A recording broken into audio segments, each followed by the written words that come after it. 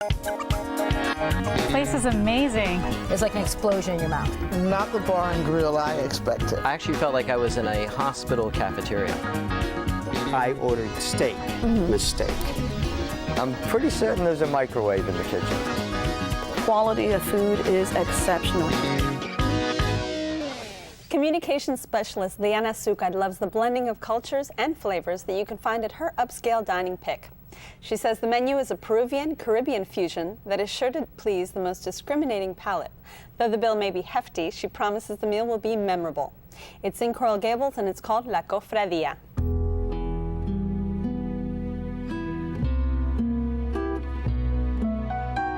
Well, La Cofradia means brotherhood and the fraternity.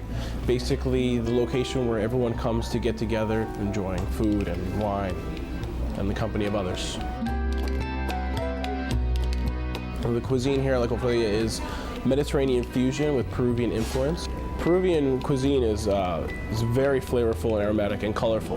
What this is more of a global fusion of different kinds of flavors and textures and preparations, along with the Peruvian influence of ingredients and styles.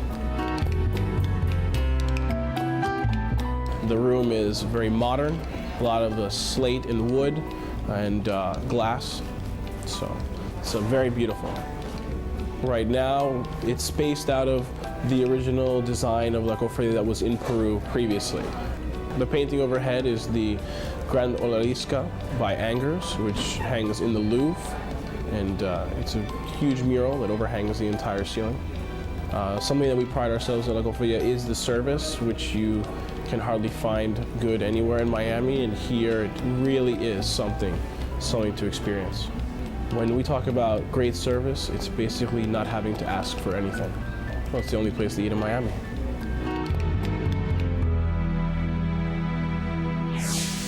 LIANA, you call the menu here bold. Tell me why.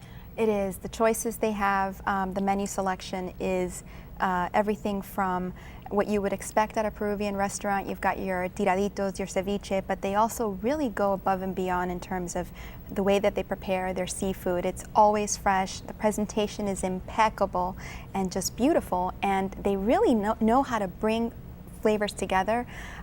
For example, one of the things I had was a tuna over a bed of pureed pumpkin, and it had a very strong cilantro drizzled over it, and you would think those flavors together may not work, but it was delectable when I put it in my mouth. It was just so nice, very light yet incredibly satisfying.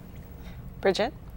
Well, definitely what stood out for me was the decor. I mean, I walked into the restaurant not knowing what to expect, but just knowing it was in the Coral Gables area.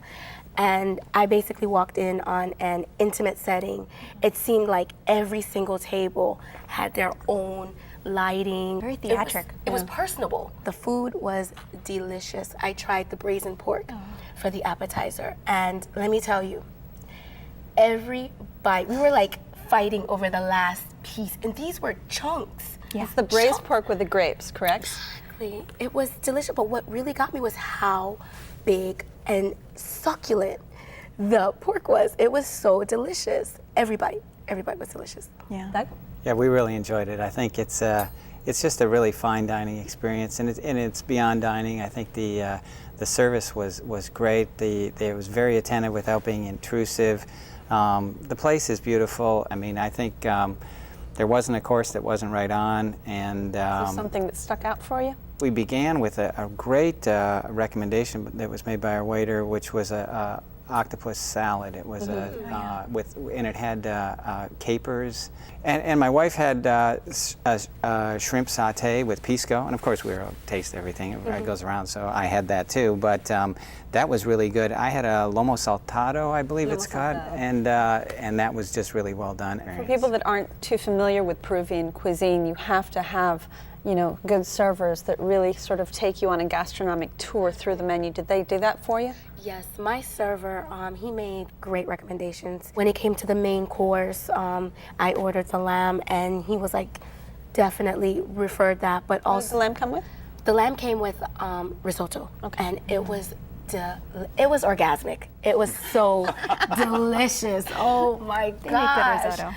Oh my gosh. Yeah. Now, ceviche, somebody had to have ceviche. I had the ceviche, and I think if I can describe it as bold, it wouldn't be strong enough because it was challenging. It was in a spicy lemon sauce, the natural Marinade. juices, the natural marinade of the lemon, and at some point, you know, you kind of have to stop eating it, kind of clean the palate a little bit, and have some bread because it is a very strong ceviche, but good. Another thing that stuck out to me was the wine list. Yeah, I mean, it was like a book. They That's do really have nice. a very well-known sommelier that works. Yeah, and That's I can. really nice touch. And, Even at the bar, they take an interest in what you like. I am a big fan of the pisco sours, and there they really know what they're doing. I mean, you get the egg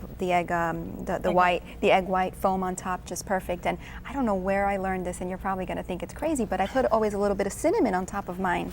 Where did I get that?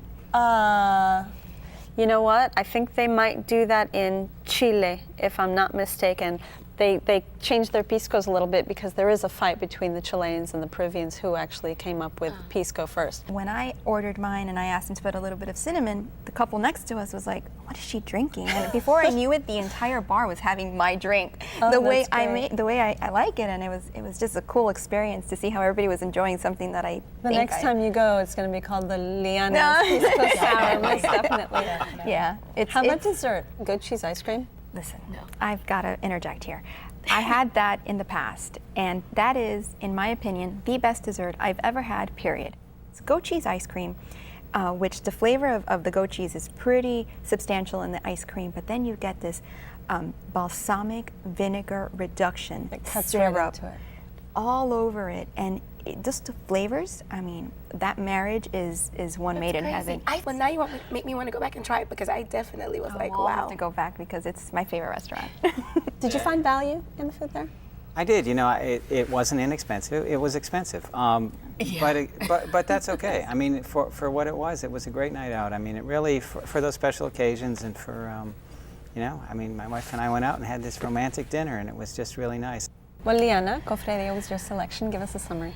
It's an oasis in Coral Gables, and Coral Gables has a lot of restaurants. So if you're looking for that smart, chic, sophisticated place to have, whether it's a special occasion or you want to impress a business associate or you just want to have an incredible meal and not feel bad when you get the bill because that value is there, try this place. It is just fantastic. Bridget? For me, impeccable service, which is number one. Bold tasting flavors, very innovative, and just a great, well-rounded, intimate atmosphere. Doug? Great marriage of old world, new world flavors. I think the kitchen is doing some really innovative things, and the results are great. So it's a win. For an upscale night on the town, you can pay a visit to La Cofradia. It's located at 160 Andalusia Avenue. Open for dinner Monday through Saturday and lunch on weekdays.